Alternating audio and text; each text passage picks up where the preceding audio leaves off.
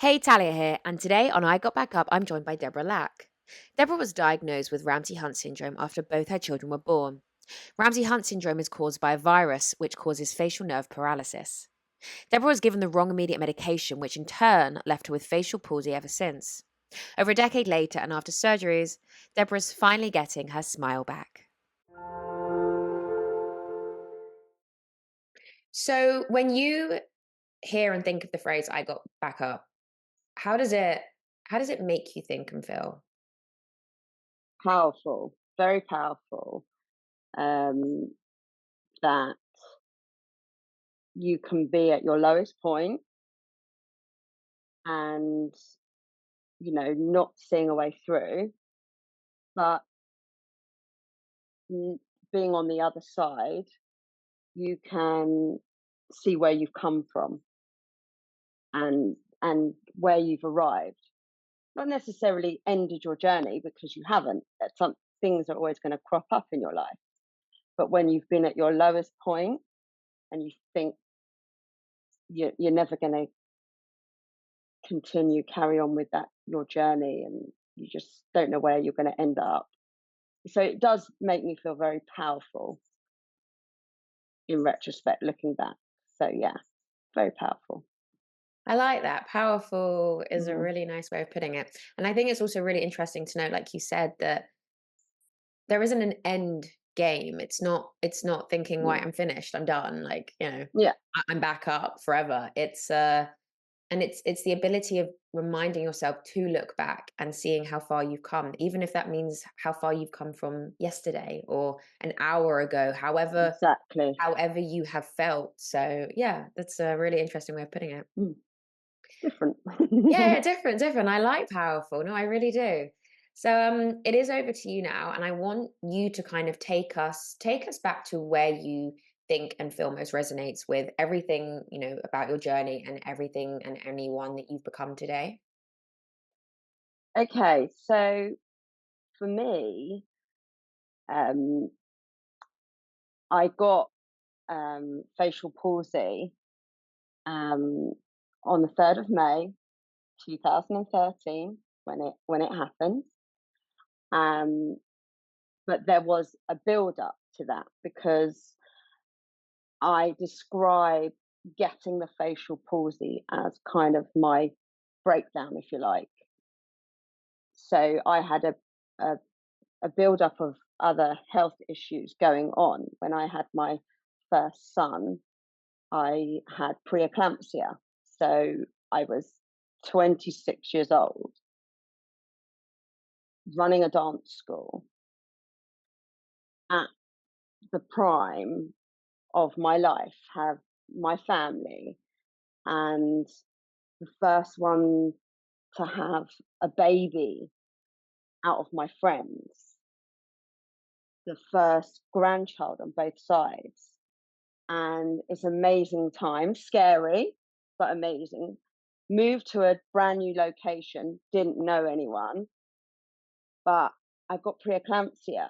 So, and I didn't know how um, dangerous it was actually to have preeclampsia.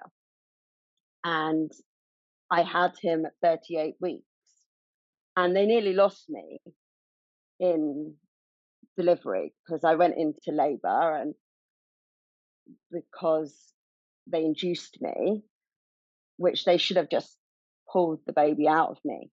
And all his trauma of being born, he wasn't breathing when they pulled him out of me. They nearly lost me. And this part of it, I don't actually remember. Daniel tells me what happened. Um, and it was all really quick. It was an emergency cesarean, but because I crashed, it was worse. They had to pull someone else aside that was meant to have an emergency cesarean because, they were trying to get me round. And when they pulled our son out of me, I didn't know I was having a boy. We thought it was a boy, but back then at the hospital, you weren't allowed to know. So we waited until he was born, and he wasn't breathing. they had to heat him up. So by the time they got me round and pulled the baby out of me, and you know, I had a traumatic pregnancy, um, he wasn't breathing. So it was all a panic. And then after 2 minutes, he was breathing. They were heating him up on the heat baking thing, and you know that was scary. I didn't feed him. I couldn't feed him straight away. It was a nightmare in the hospital. I didn't know what was happening. First one to have baby, and this had happened. And it wasn't until a few months after that, then I reflected and I saw something on a morning television program about talking about preeclampsia. And all the statistics were women in their 30s, unfit women, all these different things. And I thought, but hold on, that's what I had. And they were saying, high statistics of death by giving birth and things like that. And I was like, whoa, wow, that was powerful. And I always wanted, with both Daniel and I, we wanted 3 children. And at that point, we were like, no, no, no, one's enough because of that trauma, because of realizing that.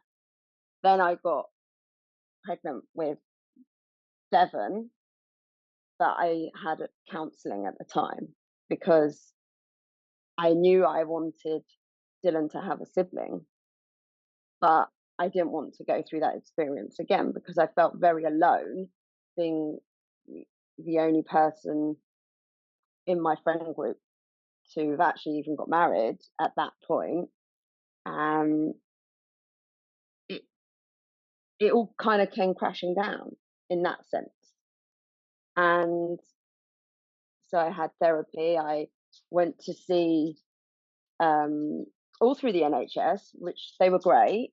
Um, went to see the gynae in the hospital, and I said, actually saw a registrar, and she said, "Why do you want a planned cesarean?"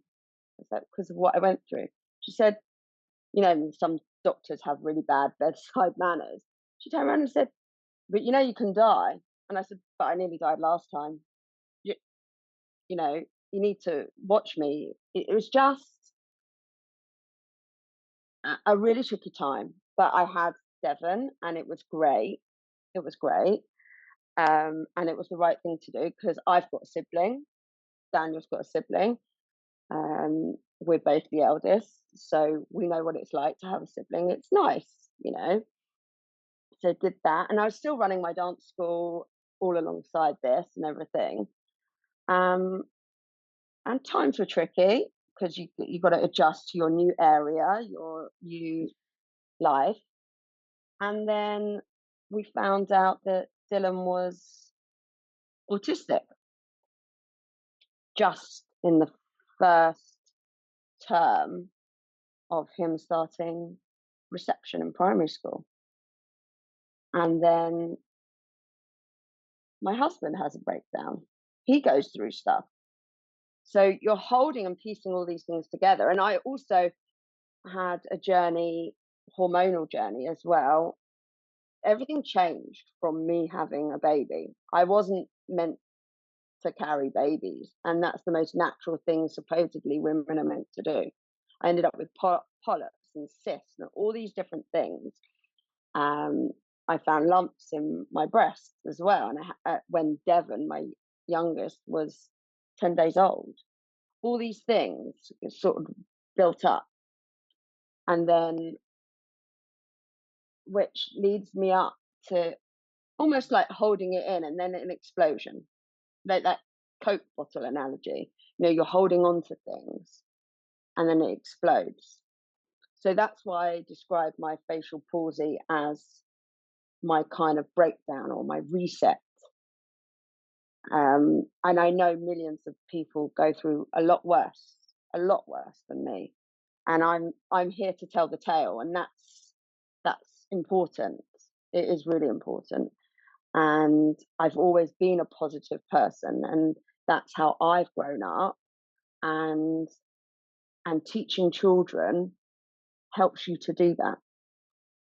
It does, because you see the life and the opportunities that they've got on their journey, and to be part of that, especially something like teaching dance, because you've known them from the age of like 2, and you still get to spend time with them right up until they're 18. So you see them on their journey and their development. So that's so nice.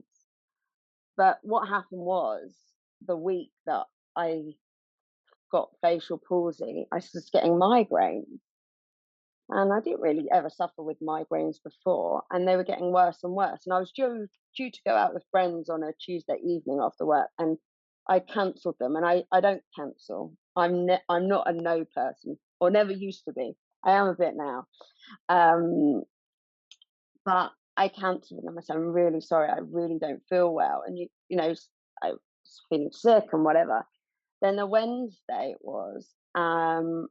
I woke up and I had chronic ear pain, and I was like, "Oh, maybe I've got an ear infection."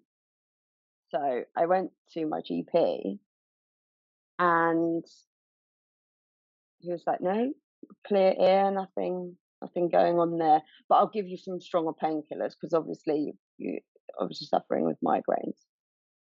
Okay, didn't really go too much. Thursday woke up, did the school run, took the boys to school, came back, and I have a lot of help with my parents, and they pick up from school, and I was going off to my dance school in the afternoon. And about an half an hour before I was meant to leave, so it was around about 2:30, my face went tingly and numb and dropped. And I was like, "Oh no, like I'm having a stroke." And I panicked, and I started crying. I couldn't move it. I had my contact lenses in. I was like, I couldn't blink. Like my eye would not close. I phoned up my mum, or FaceTime my mum, and I said, "What's going on?" She said, um, "Well, you need to go to the hospital." I was like, "No, no, no, I've got to go and teach dance. I've got my classes." I went and I taught dance, and I cancelled my last class. Um, and I got my husband to follow me. I got Daniel to follow me home in the car, because we didn't know what was going on. And I was scared. I was petrified. Um, and then my mum couldn't come with me to the hospital the next day because she was working at the time. And Daniel couldn't because he had a really important meeting, and quite far away. My brother was came back from traveling, was just in between jobs or whatever.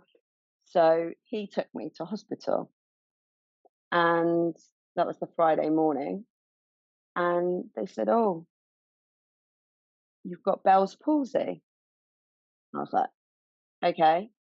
I was like, "Right, what happens now?" "Right, we're going to give you some steroids."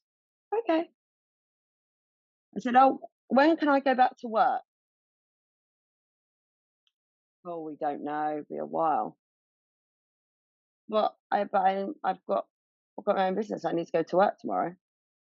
No, you can't. You can't drive. You can't do anything."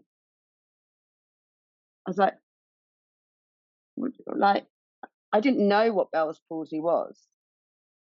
I got back. I was in so much pain, and I literally I didn't know what to do. My mother-in-law at the time was working for a medical. She was working as a medical secretary, so she phoned my GP, and they put me on a higher dose of steroids. So I got those, and sickness medication, because when you're on steroids, it can damage your stomach lining. So they gave me that and the sickness tablets as well. And I got told I'm going to go and see an ENT through the hospital trust 10 days later. Okay. Still didn't know what was going on. Had to tape my eye shut. I got someone in to my dance school for the next day, Saturday morning, really busy classes, in the middle of doing a dance show as well, 6 weeks later. And I just didn't really understand. I felt very naive. And 10 days later, I had to get emergency cover. I had to get people in to help with stuff. And con- the control was gone. It was taken from me. Everything, every part of my life. I couldn't drive. I couldn't work. I literally couldn't do anything. I was in so much pain, so much agony. And actually being on steroids, I lost weight. I don't know how, but I lost weight. That was every cloud. I saw a positive out of a huge negative. I went to the appointment and they said, um, have you finished taking the viral drugs? I said, pardon? They were like, were you given the viral drugs? And I said, no, you need to have been given the antivirals because this is a virus. It's connected to shingles, like the shingles virus. And I said, but I wasn't given them. You needed to be given them 72 hours, within 72 hours of the onset. So I was given them, but it was way too late by then. And that is when it really hit me. Like, why was I not given the right medication? And, you know, I went down at that point, big time. I was so upset, annoyed, disappointed, um, all these different thoughts going through my mind. Like, I was still taping my eye shut. I had to lubricate the eye. I The simplest thing, brushing your teeth. When you get rid of the toothpaste in your mouth, I can't pucker anymore. I can't do those things. Just the simplest of tasks. And I'm not a vain person, never have been in my life. I don't hardly ever wear makeup at all. Even when I was at dance college, I just don't. It's just not me. It's just not me. Because maybe because I used to do shows so much that I want to look after myself. I want to look after my skin, whatever. And it was just simple things like that. It was just really hard. And I was thinking, my boys, are they going to recognize me? I was called a pirate at that point. Mummy's a pirate because mummy's got an eye patch. That's fine. That was fine.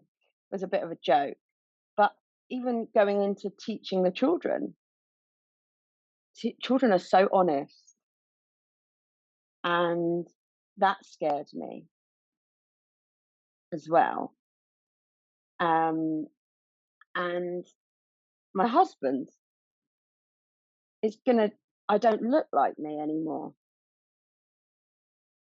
My brother got engaged 6 months later, and I know it was maybe no longer than that.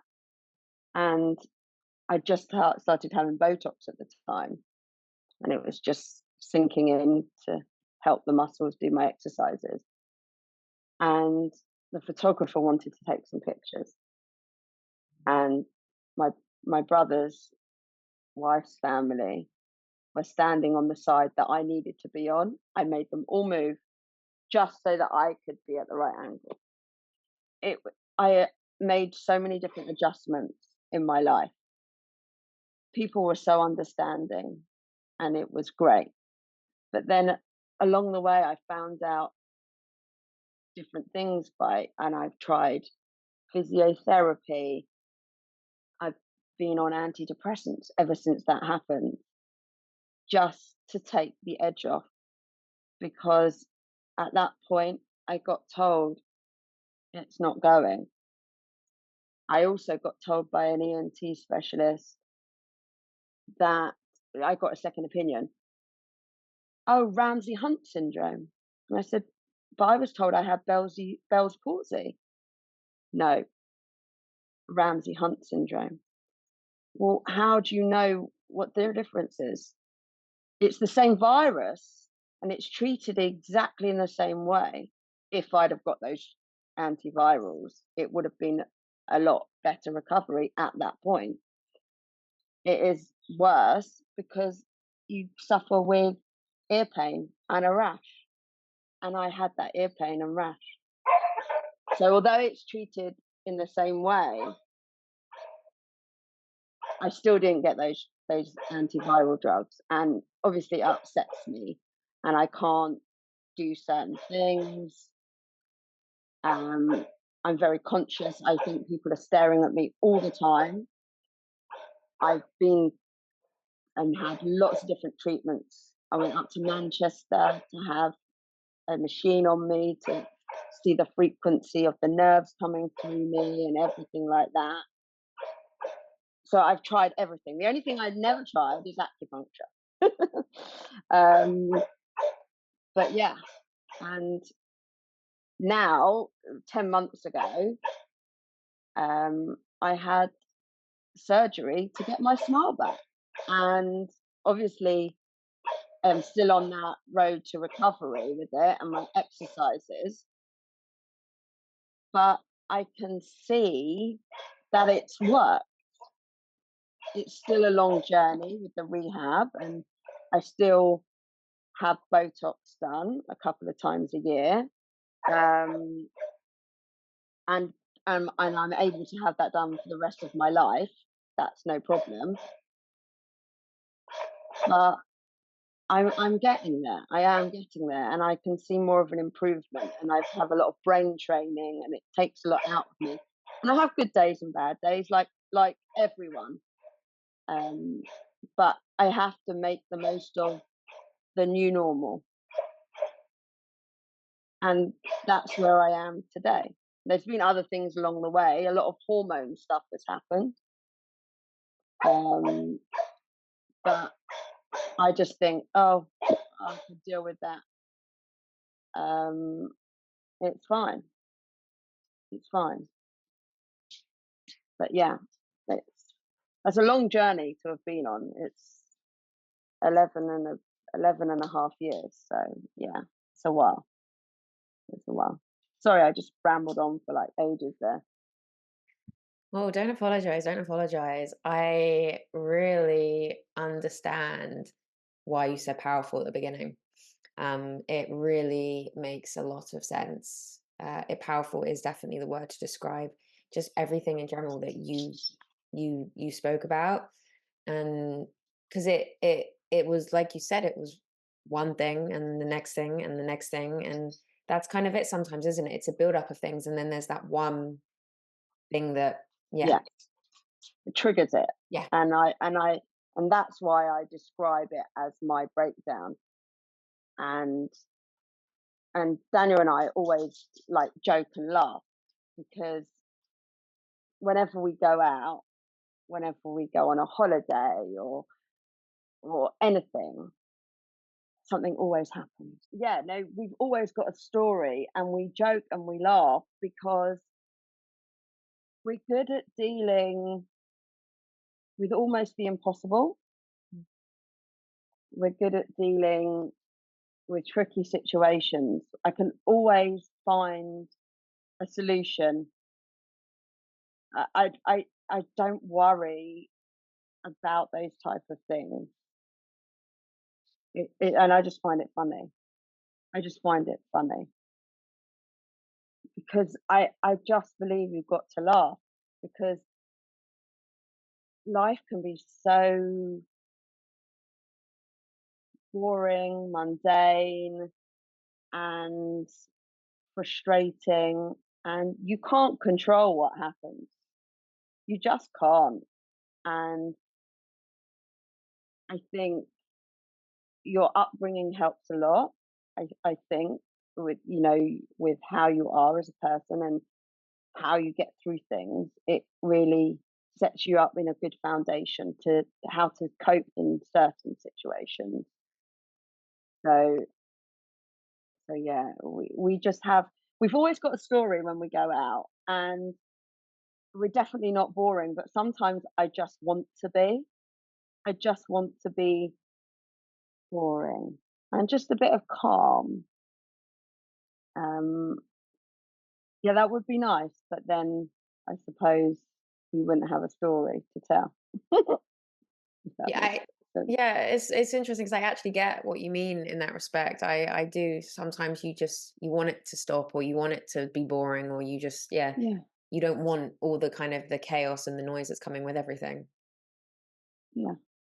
It's a control thing as well, because when I was younger, you have a boyfriend or a partner, whatever you have when you're younger, and you can't control everything that's going on.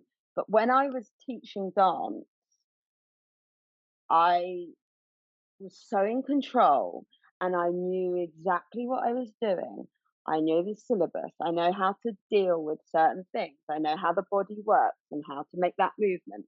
And the minute I stepped outside of that environment, the world's a scary place because you can't control other people and what they think and feel and how they're going to react or act. And you've just got to make the most of it and always find a positive out of a negative. It's really important, I think. And it so helps with your mental health. Like, really, really, it does. So I could have gone on such more of a downward spiral with that. You know, you think, what? Why me? Why me? And don't get me wrong, I have thought about that many a times.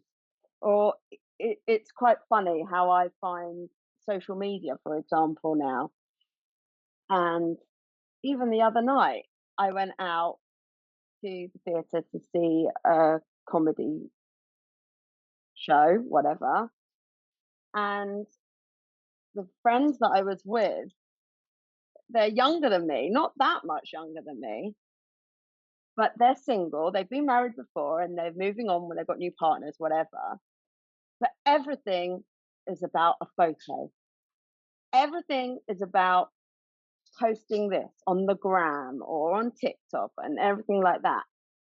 I didn't grow and they were stopping in the queue to get in. Look, look, look, we're here. I'm like, okay. Like, either I'm too old to be in that picture, or I'm like, thank goodness we don't have pictures of what we used to do. Let me tell you. And it's quite scary. I don't even look at the pictures. If they post and tag me in something, I actually don't look at my face really because it upsets me. Um, and I don't care. I literally don't care. And I think because I'm not a vain person, I never have been, that served me well in some respects. Um, like when I was dancing and as a young girl, there was floor to ceiling mirrors. You're literally facing them the whole time dancing. And my friends at dance college and everything wear so much makeup at 8 o'clock in the morning.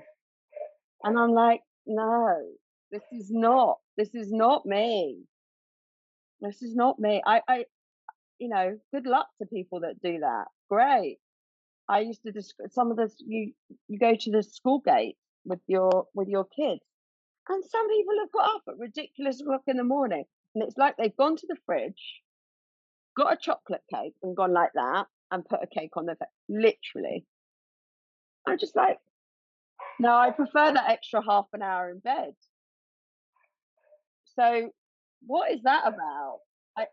It's just not me, and for me, I suppose the only time that I felt very vulnerable and naked with it was actually on our wedding day. I wasn't worried about getting married or whatever, no problem. I was walking down that aisle and I was worried that everyone was looking at me. And I felt very exposed because when you're on stage, you are a character, you're a performer, you're taking on a role. But walking down the aisle, getting married, I'm myself. I can't hide. And I was young, I suppose, in today's world. I was young, getting married. I was only 25. Daniel was 27. So it was very exposing. So yeah, the dog's really annoying me. I'm going to put a muzzle on him to shut him up. Hold on. Sorry. He's so annoying. So annoying. You're so naughty, oh. You're so noisy. There you go. That shut you up for 5 minutes. They sometimes know when to do it, don't they? I never had pets when we were younger. I had goldfish and hamsters. They're lovely, but it's very different. I suppose that Daniel always says to me, "My dog was never like that," and I went, "No, no, no, no. What you don't understand is when you were younger, Yeah. your dog was your friend. You weren't the owner. Your parents were the owner. They had to deal with everything. Now you're the owner, so you have to deal with it." I still do poo patrol though, so he's got away with that. So yeah, there you go. Yeah. Yeah, so that's kind of, yeah, I think having being that powerful, being in control is really important, but you've got to know how to adapt to situations and have that resilience. And I think a big part of that over the years and working with children um, and parents, no one is more important than their child, of course.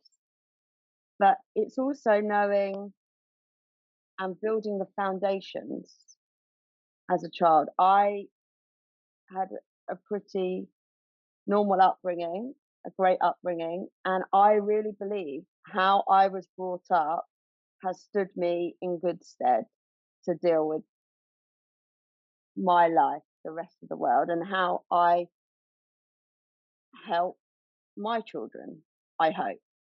You can only do so much, but you've got to give them the foundations and the tools to be able to go on and have their own journey and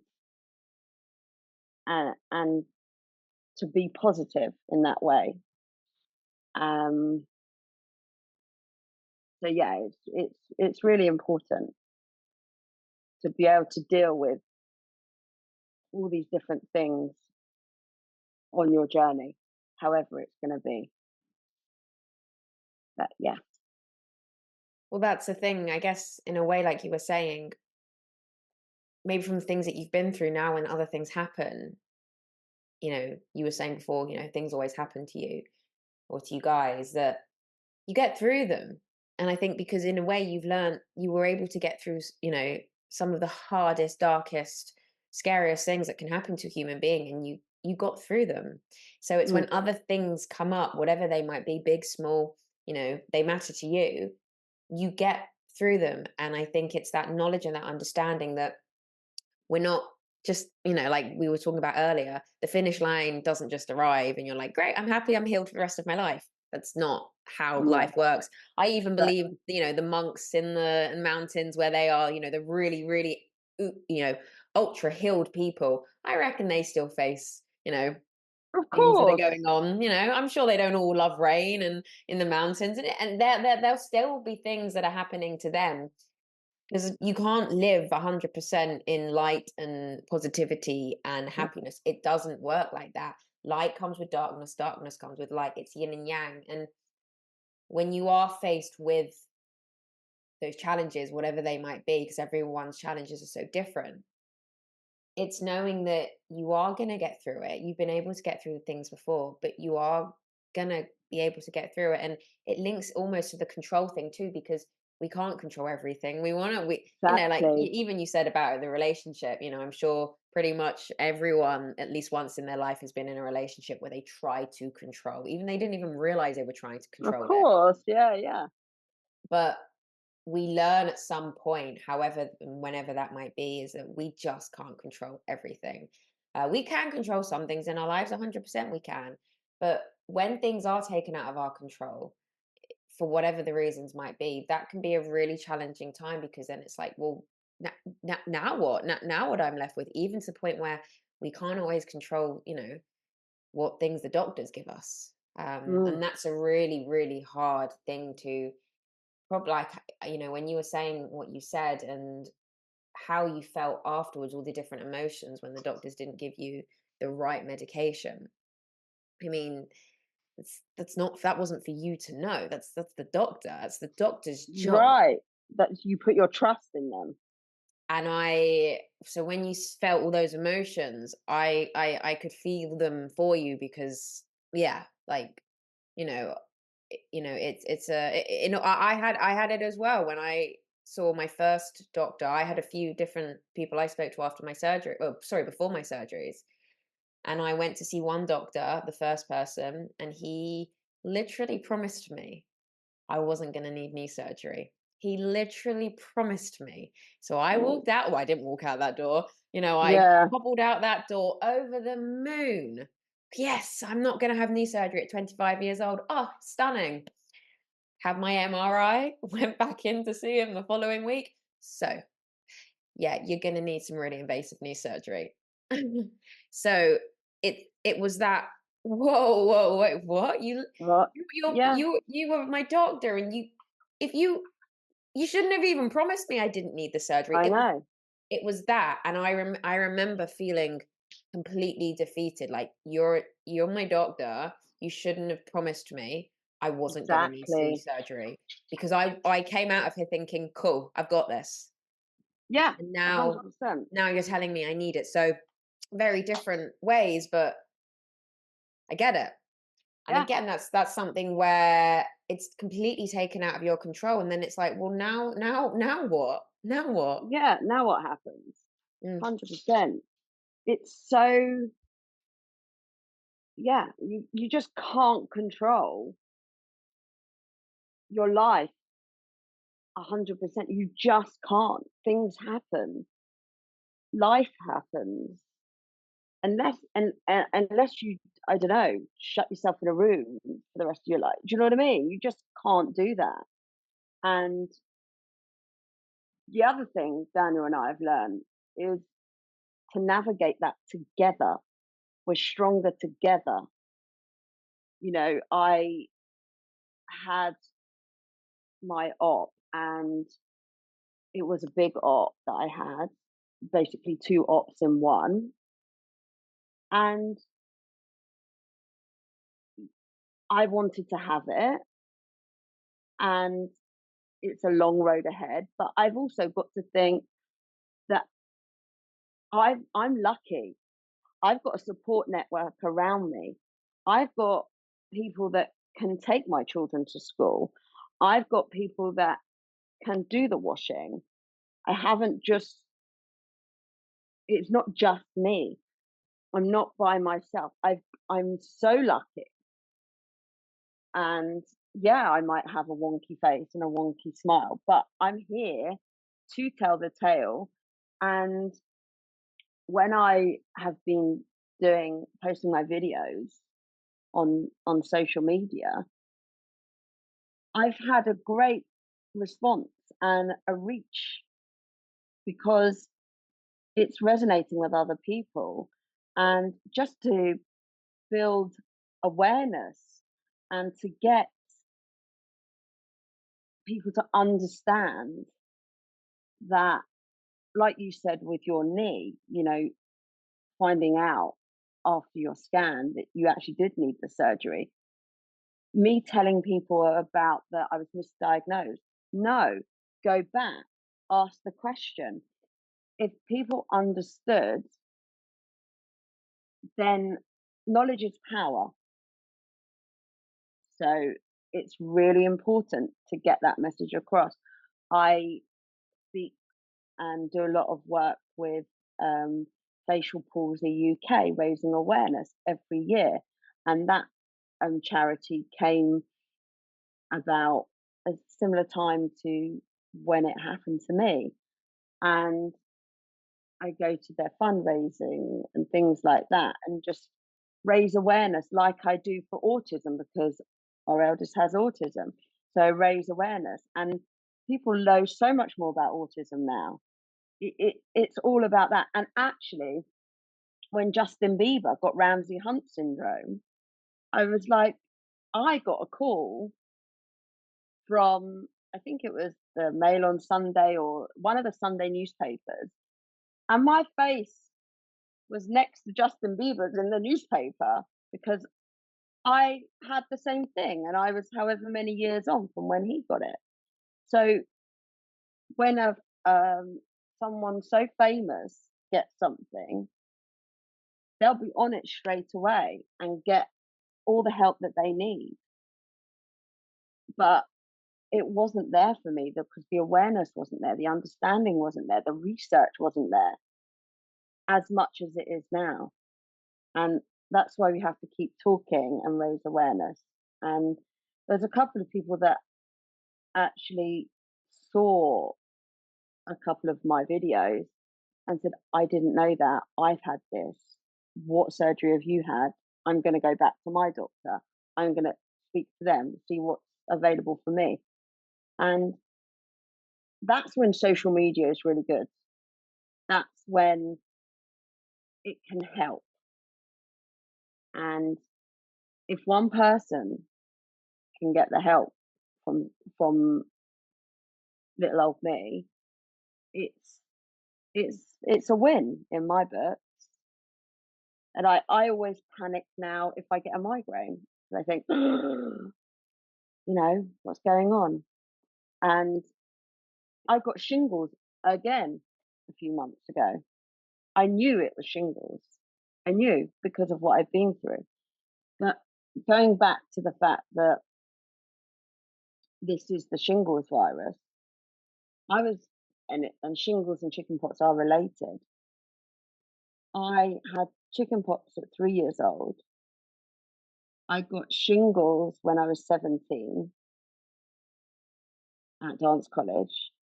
I got chickenpox again at 21. And then 33, I get this, which is the shingles virus. And then I've had another bout of shingles since. So when anyone tells you you can't get chickenpox or shingles more than once, it isn't true. It lays dormant in your system. And when you're run down or low immune system, that's why I describe it as my breakdown. It flares up and erupts. It's like that volcano, like that Coke bottle analogy. That's why it's really important to look after yourself, your mind, as well as your body. And yeah, it's just unfortunate that I'm left with something that wasn't in my control. That's the frustrating part of it.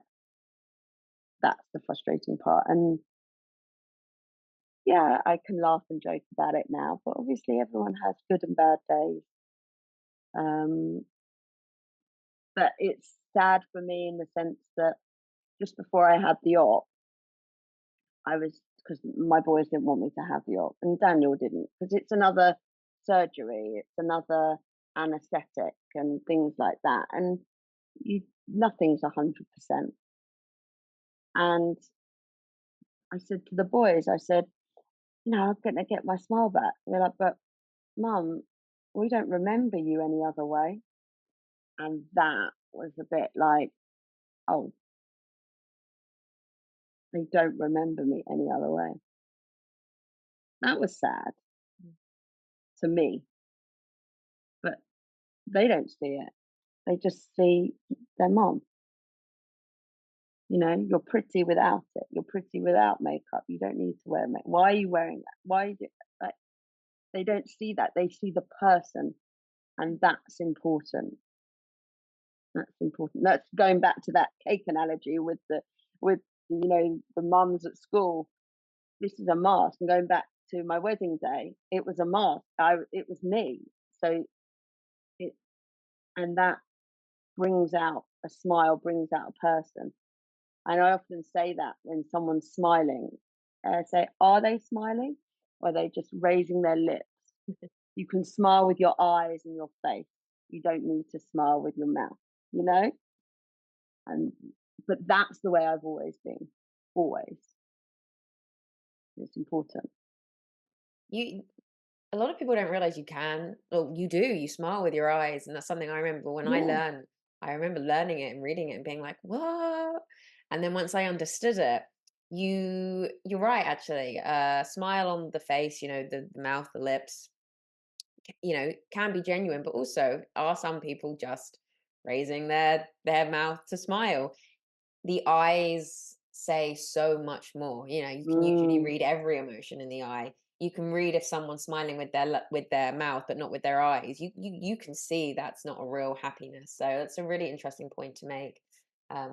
Really is. And also I think, nothing really, in my opinion, can compare to natural beauty. Like the natural and just being so pure in somebody, it radiates also from within, mm, and for that can sure. really, yeah, and again, it also kind of relates to what we were saying with smiling with your eyes, because it really does radiate from within. And people wear makeup for many different reasons, Hmm.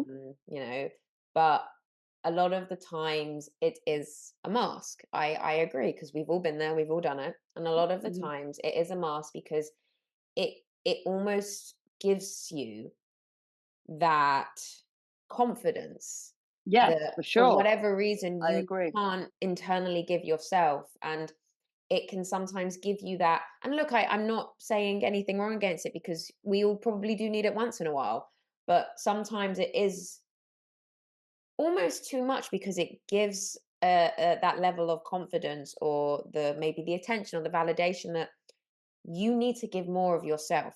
You need to Mm, give it to yourself more. And that's, again, a really important point to make. Like you were saying before, you have to look after your mind and your body. I know it's so cliche, the self love, and you have to love yourself first, but you mm. really have to. Like, you Of really course, have to. You really of do, course. because everything radiates from within. Confidence radiates from within. It all radiates from within. And makeup, not makeup, hair done, not hair done, Yeah, however you want to physically put yourself out there. If you're not happy and confident and love yourself on the inside, even the most amount of makeup and beautiful hair and etc will only last a very small amount of time, in my opinion, because it yes, really really radiates from within. 100%, 100%. And I have been around people so much, and I know, worked with parents, worked with all these different types of people, and you can tell with people that they're not happy. And a lot of the time, you have conversations with friends or whatever. If you can read them, you know from what they're saying if they're not happy. A lot of people project things onto you, and it even goes to far when you're in a relationship, when you're married, and whatever. It takes a lot to work through it, and you just think, well, you're only saying that because either you're jealous of me, and that sounds very arrogant, or you're unhappy with something. So you're now projecting that onto me and making it my problem. And it says more about that person. It's like if someone says to you, "Oh, I'm not sure about doing this, that, and the other, or what you're wearing, or whatever," or "Oh, I think you would look better in this." Yes, certain people are being nice about it. Certain people really aren't, and it's it's just jealousy, or they're just not happy with themselves. And sometimes they need to say it in such a way to get the help they need or the reassurance that they need as well. Mm. And that's really, really important. Really important. So yeah. I think that's also a really important point to make because I think we all, in our own ways, might still do it. Even Yeah. in the smallest of things, whatever we've got Hmm. going on in our lives. And like we said, life changes so much Yeah. and literally day by day. It's almost a really important point to note that next time, for anybody that's listening, the next time they hear themselves out loud say something to someone that might be negative or sound a Yeah. bit jealous or angry, even angry, Yeah. or any of those kind of emotions, you're right. Sometimes they just are true. You Yeah, can't for lie. sure. Sometimes they just are true. For sure. And it's a fact. Yeah. Sometimes they're not. And sometimes it is important to, if you've said it, and sometimes if you don't feel right by saying it, then you might know it's, even in that moment or later that evening, whenever you're ready, reflect back on what you'd said earlier or whenever it was and think to yourself, was that a true fact? Or was that something I'm projecting that I don't have, or I'm jealous of, or I'm angry Yeah. about because, well, I usually don't have it? It's making me insecure or whatever it might be. And then if you can get that and you can reflect and you can accept that you said Exactly. that in your projecting way, then that's actually a huge step in healing because then you're able to figure out why you did that thing, why you reacted that way, why you said that thing, and you can kind of look back and think, okay, this is because this happened. How am I going to work on this? How am I going to heal this? How am I going to figure out how to get the said thing that I want? And it's a really, really, really huge step because you then learn not to react. It's you learn not to react in Yeah. that kind of way, and you can kind of you start working on yourself in a different way. Yeah. For sure. And I think that's another huge life lesson. Again, I go back to the foundations of being younger and having support around you and everything like that. It's to listen to people as well. Listen to what they're saying, listen to their opinions. How are they putting it across to you? What's their tone? What's the emotion behind it? All these different things. And it's having the patience to deal with it. And I've always said yes to people. I've always done this. I always try and help. But you need to help yourself first. And once you've got that, it's easier to help other people around you and to be able to let go of things. And I love to help people. I love it. It's really important and kind, and it helps your soul as well. It really does. It just it makes you a more well-rounded individual. And if you can reflect on your own stuff and moving forward, that helps your relationship with yourself, your relationship with your partner, your relationship with others. And the more you keep doing that and assessing things, I think also a lot of women, I find, overthink as well. We overthink, sometimes overshare as well, um, and procrastinate a lot. And we need to just listen to people. What are they saying? How are they? Do you know what I mean? It's and we can learn from that, and then you can evolve as well in your relationship, and you can help each other more by just listening. Mm, Just listening, really important. mm. And remembering that you're on your unique journey, you Yeah, weren't put on this planet to be the exact same as somebody else. So, it would you be know, so boring, wouldn't it? yeah, oh my God, if we were all carbon copies of each other, it actually would be so boring. Like So everyone's got boring. their own quirks and unique things. And, you've got everyone you meet, there are things you do like about them you don't like, but that's life. That is life. But some people are boring though. I always say that I want a boring life and nothing to do, but actually, it's like when we were on holiday, we had 2 weeks literally in the sun. We didn't have to do anything. It actually is a bit boring. Do you know what I mean? It really is. Um, but some people, they don't have a lot going on, and they might be really happy with that. They might be really happy with that. And it's that, like, we always want more. We always want more. People always want more. If Eve hadn't eaten the apple, you see, always want more. Mm. Yeah, we're And like conditioned to it. yeah, Mm. oh, I really want that bag. I really want this, but do you need it? You know, it's really hard. And the Or, irony is you get the bag and then you want another bag. yeah, right? Shoes. It's all about shoes, really. All about the shoes. Always about the shoes, right? I'm right, aren't I? Yeah. It's about the shoes. Yeah, no, Crazy. it's a really interesting point to make. It really is. It's human beings, we're almost so complex, but we're also so simple. But it almost the complexity is what makes us simple in a way.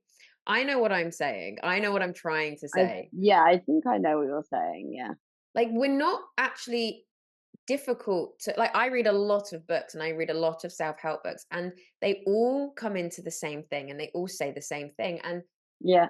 that's what I mean is they all end up at the same point in a way. Even if they've taken Mm, a different journey, they all end up at the same point. And that's the simplicity of life is that realistically, that look, there's no magic method to, total happiness, but there's lots of different tools and mechanisms that people can do to put in place for whatever it is. But some of the things are so simple, but human yeah, beings for make things sure. so complex. And that's what I mean. It's we're actually not that complex. We're a lot more simple than we realize, but we make everything complex. Right. I don't know Bec- why. because too many other distractions get in the way. That's the problem. Going back to that thing that I was saying. When I was in the dance studio, everything was in control. When you step outside that door, you've got the whole world around you. And it's fuzzy, it's light, it's bright, it's dull, it's wet, it's, you know, so much going on. There's a car whizzing past you. There's someone on a bicycle. There's so many things.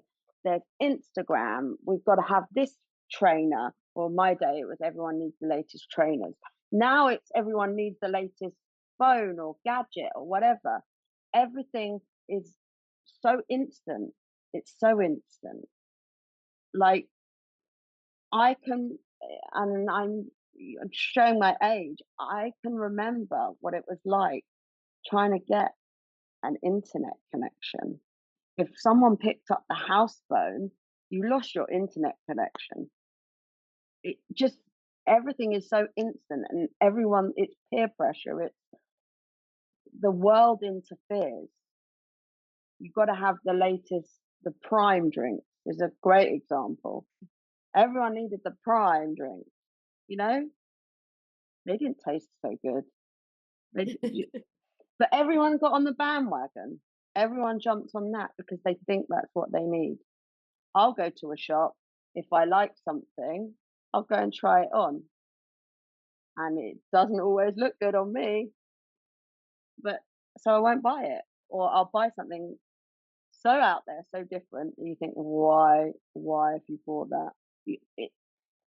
There's so much choice. It's so overwhelming for so many people and pressurized. You hit the nail on the head, actually. There is so much noise. That's why I hear a lot more people, and I read it a lot more now. A lot of people say the first thing you should do in the morning is not check your phone when you wake up. I know that's really difficult for most human beings, but Yeah, I see it a lot more. I think I even read it yesterday again. It reinforced even for 10 minutes, 5 minutes, yeah, half an hour. Just don't check your or don't if you need it to if you've got a Kindle on it and you want to read, that's fine. Or if you have yeah, your meditation from it, You can meditate, but if you have it on airplane mode, don't turn it off yet. Don't read those text messages. I Don't know, open so social. hard. Try not to do it for that first 5, 10, half an hour in the morning if possible, because that's your first window in the morning where it's Mm, just you. I obviously understand there are kids and partners and yeah, of there course. are, in a household. But if you have that slither of moment in that morning, just see how long you can take it, because that is you in your mind before the rest of the world gets in it. So yeah, if you want to start meditating, try it in the morning. If you want to Mm, start reading your book, try it in the morning, because that is your moment of for simplicity. sure. That's that simple, peaceful moment. And then as soon as that phone goes on or that laptop opens, the noise is in and the confusion begins. Yeah, you're right. Y- Yeah, and that is life. Yeah. It was, you know, I find myself saying all the time, it was so different when I was younger. Because I suppose because I've got kids and well, we didn't have a mobile phone. We didn't, if we wanted to call our friends, we called the house phone. Like loads of people don't have house phones now. We have all those different things. And I had that with my parents talking to me saying, well, we didn't have that. But things have evolved, things have changed, and it's just the next fad or the next thing. And the noise. It's the noise and the pressure. Mm. And I think that's always going to be the case. It's just how you deal with it and how you navigate yourself around those Mm. things through your own journey, your own direction. Yeah.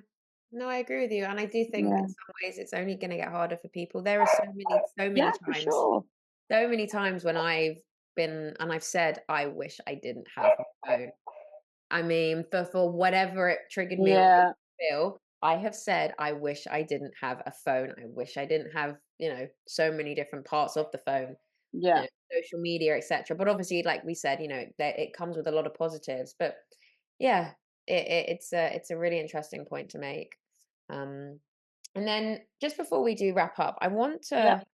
I just want to ask you, you were saying as well, especially kind of in the early stages of everything, going back to the dance class or even like with your kids and or even going out in the world, worried what everyone was going to think. And Mm. I want to ask you about that, because I know in everyone's own ways, they go through that. In Mm. their own ways, walking into the gym, walking into a restaurant, Mhm. walking out without makeup on for one day, or Mhm. Yeah. whatever it might be, Yeah. if you've got crutches or an arm brace or a Yeah, sure. literally anything. How how was navigating that, and how did you or do you? Right. So because it's your face, it's the first thing people look at. Anyone, you look at someone's face.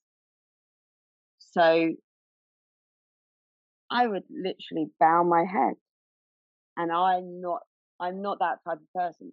Like I said before, I don't care if I'm not wearing makeup. I'll hold my head up high and I'll walk through. I do not care what people think of me.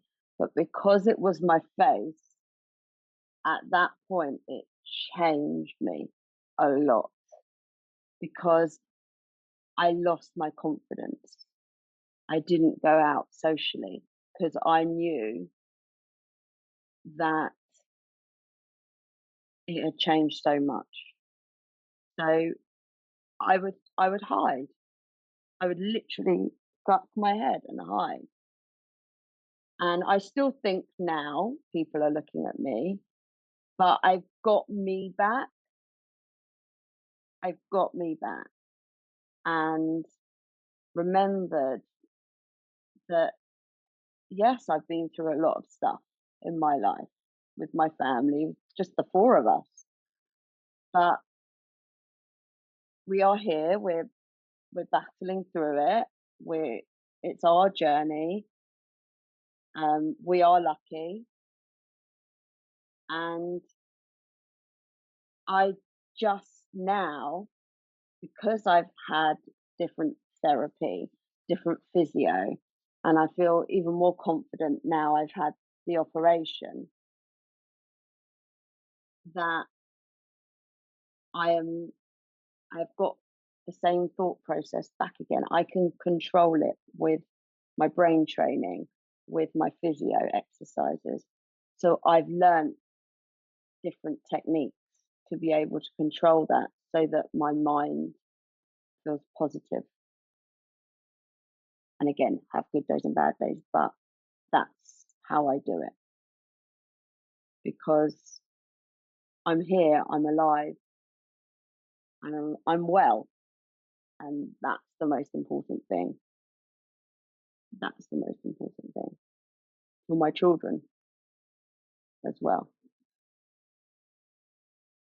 So then what would you say to somebody that goes through that huge, huge life-changing moment, um, and they're told, whatever it might be by the doctors or anyone around them that it might not change, and this is going to be your way of life, and it's not an easy pill to swallow, pardon the pun, but you know what would you say to someone that's just been told that, and it's like, wow, okay, this is literally a new life, it is a new normal.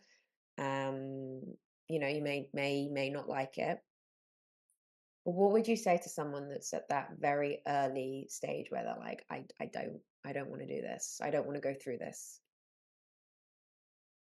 Wow, that's hard. I think if you have got people to talk to, that's really, really important. Even if it's ringing up the Samaritans or whoever it is. And I have done that. I have done that. Just to talk. That's really important. Just to let it out. If you need to scream in a field, go and scream in a field. Just find an outlet, something you love, if you can still do it, is really important. A focus, because it's going to be your new normal for you to adjust and to take that journey in not the direction that you thought or hoped it would be, um, but to try and navigate and be easy on yourself because you don't know what's going to happen. None of us know. Things can change, but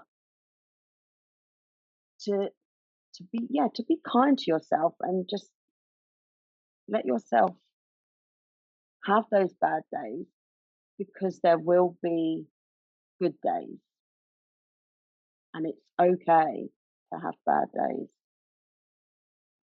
and to reach out to someone if you can. That's what I'd say. Yeah.